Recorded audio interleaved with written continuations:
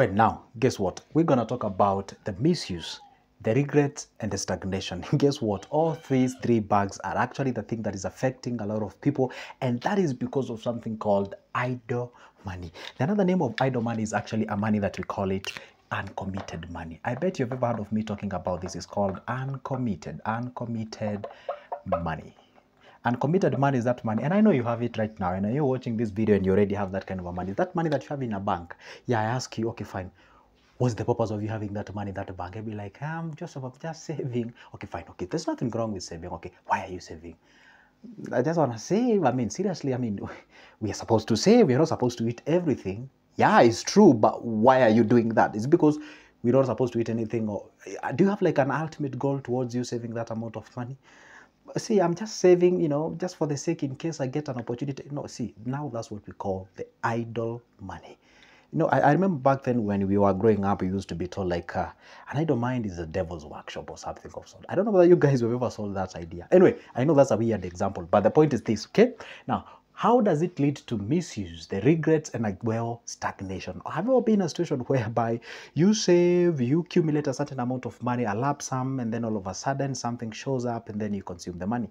Or have you ever been in a situation whereby you say like, hey, I'm saving for the rainy day, and then it rains immediately, meaning that you go break your piggy bank and you get the cash and use the money and the money is gone. You know why? It's non-committed. And allow me to use this example to totally seal this and explain to you what is an idle money. Say you have two individuals, individual A, let's say you have individual A and you have individual B. Both of them, they have 2,000 in their pockets, 2,000 in their pockets. I bet I've ever used these examples for the sake of those who didn't see it. Say the A and B, so one has this money purposely is for the school fees.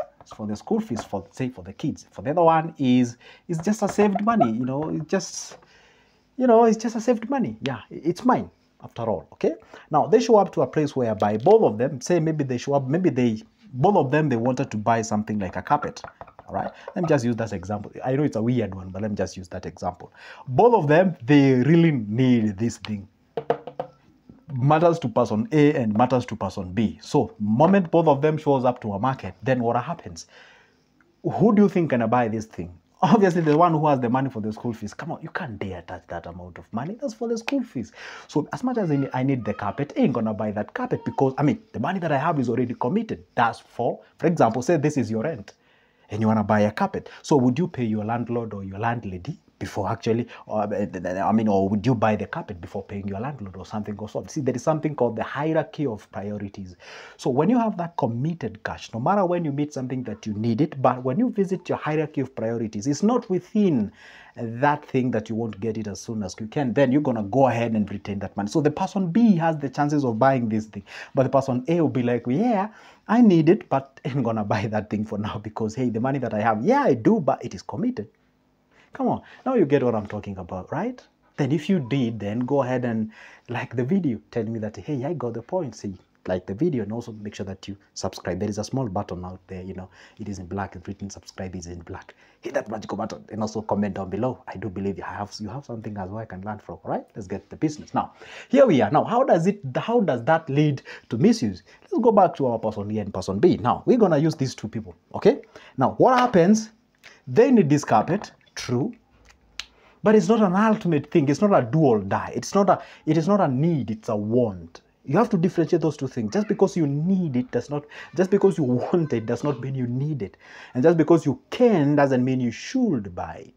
All right. So what leads to you misusing that money is when you have an idle money, something can show up. You can misuse it in the sense of, hey, somebody can call you, maybe say from your family members. Hey, you know what, so and so, hey, we would like you to help us on doing some things here and there. Hey, are you in a position to do that or something of sort, or blah, blah, blah. Or maybe, hey, how are we doing? I would like to support me on doing 1, 2, 3 or whatever. Or maybe a friend calls you, tells you, hey, we are going for a road trip. Hey, how about you join us? How about we be with us? And all those kind of things. See, you have the chances of misusing money.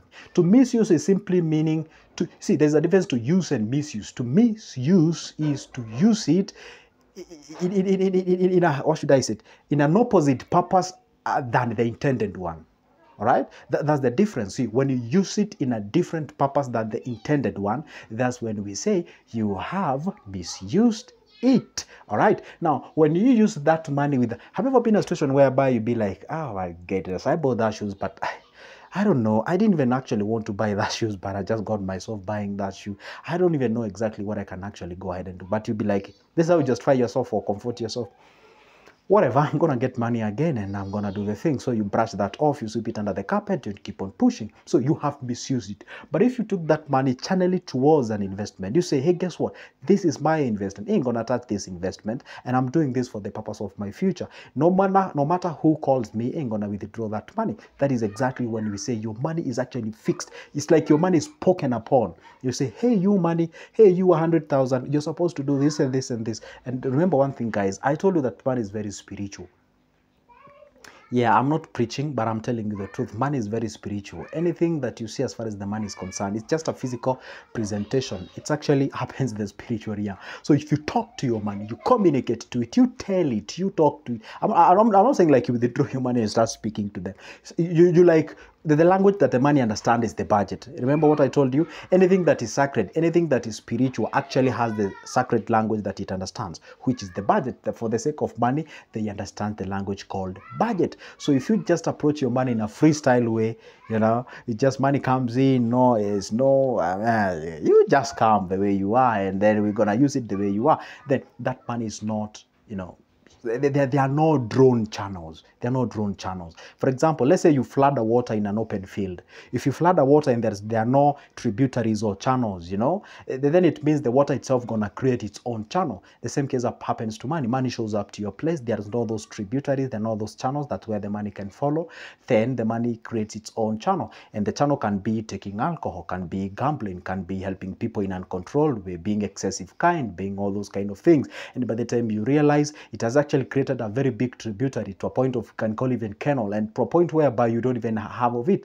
You get what I'm saying? So it's always good to get the money gets you with all those tributaries, so that you can channel those money or that money for different purposes in your life. All right, that's what it leads to the misuse. It leads to misuse in the sense that it can easily be accessed. Therefore, it can actually be used in an opposite purpose than the intended one. That's a misuse. We go to the point number 2, the regret. Obviously, when you misuse it, what precedes that is the regrets. You see, the regrets in the sense like, hey, guess what? I have been employed for 2 years. I've been in Gulf for 5 years. I haven't done anything. All my money goes back at home. I don't know. I trusted my sister with what? I don't know. I did what? Don't know. I even think like I can actually have another contract. Not that I love this place, but I just feel like I want to stay in this place. I have been in US for this number of years. So now those are regrets. I remember there was a time I was attached somewhere and I was having a conversation with an old person, still my friends up today. I don't want to mention the name because he watches my channel. And I remember that guy told me, hey, you know what, God Joseph, you're actually out of university. And I know you're thinking about getting a job. And let me tell you one secret. I've been employed for the last 30 years. I haven't achieved anything. Well, fine, yeah. I built my own home. I've educated my children. And I only have 2 units of 1 bedroom that I'm renting. That is the only thing that I'm retiring with. And maybe a funny pension that I'm going to get, maybe 2.5 or 3 million that I'm going to get. Now, the point is this. I have never invested. I know nothing about investment. I don't even know what exactly I can be able to do. Guess what? I might appear successful from the eye of an average, but the reality is deep inside of me is suffering.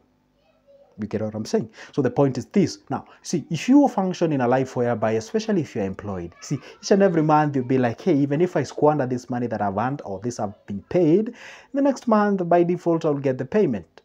And this is why you find the most these guys who have the what do you call it? This guy who has the the salary at the end of the month. You find them like they kind of have these pockets of happiness. So they are so happy when they get paid, they squander the cash, they enjoy the moment. And then within 20, 21st, 20, whatever, they are so bitter, they feel like they hate the job. Then they get paid again, they get the painkiller, they are happy, they're excited. It's like they have taken something, they're so excited, they're on cloud 9, and then it happens again, they are down, they're excited. By the time you realize that 30 years has gone, you've not done anything. You've never been incorporated budget in your life. You do nothing. You just approach things in freestyle.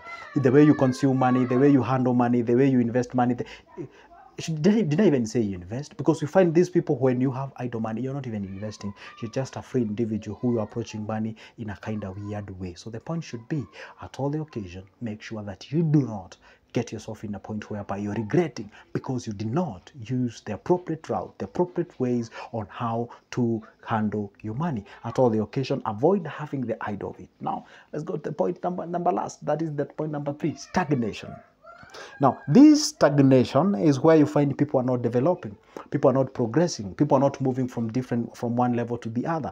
And remember one thing in life, we are supposed to progress. We are supposed to grow from one level to the other. Life is not about eating, drinking, having fun, and all those kind of things. Life is when we achieve our dreams, our goals. You see, we were all created with a purpose in this world. All right? We are all here to make sure that we make, even if not the world a better place, at least our homes a better place. We all have a purpose. See, when you actually have this idle money, when you misuse it, you regret it. Guess what happens when you regret it? Either you throw the towel, meaning like you give up about the life. You'll be like, hey, have you ever met somebody who is a certain age and they say, hey, guess what? I didn't go to school. I didn't went to university. I'm going to bury that dream into my children. See, the moment you hear somebody talking about that, that's somebody who has actually given up in a what, you know, in a humble way, you know, in a courtesy way. It's like what we call the tactical withdrawal in the army. See, in army, I've never been to army, but I've ever somebody saying like, hey, the moment you realize the enemy has overpowered you, you don't run away, you tactically withdraw, and then you plan yourself, then you come again and attack. See, the moment you realize now you've squandered everything, the moment it's now obvious you cannot be a pilot, the moment you realize now it's obvious I can't be a doctor that I aspired to be when I was growing up, then you start to come in good terms with the life. You be like, okay, fine. Fine, I'm a plumber. Fine, I'm an electrician. Fine, I'm a teacher. I'm who I am.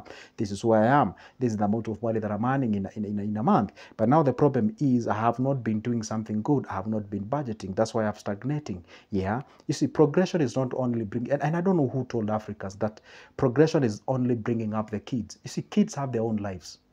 And you cannot justify your, wow. I know this one can be used for controversial purposes, but it's a thing that I've seen with most of the African societies, whereby people justify themselves by saying, yeah, I'm poor because I educated my children. Yeah, it makes sense, but at the same time, remember one thing, it was their right, you know, and they have their own lives, and also you have your own life. You know, it does not mean by default it was destined that you're going to live in a miserable life and empty all what you're doing for the sake of kids. Kids should be given the best education, should be given the best life and all those kind of things. But at the same time, also you deserve a good life. So you cannot overly... And I'm going to use this example. There was a friend of mine whom I used to have. I no longer have the friend. And I remember there was a time I bought something. And I remember the guy, I told the guy, oh, hey, by the way, you guess what? That thing that we actually saw that the other day, actually I bought that thing. I have it in my house. And the guy was like, you're doing that because you don't have kids.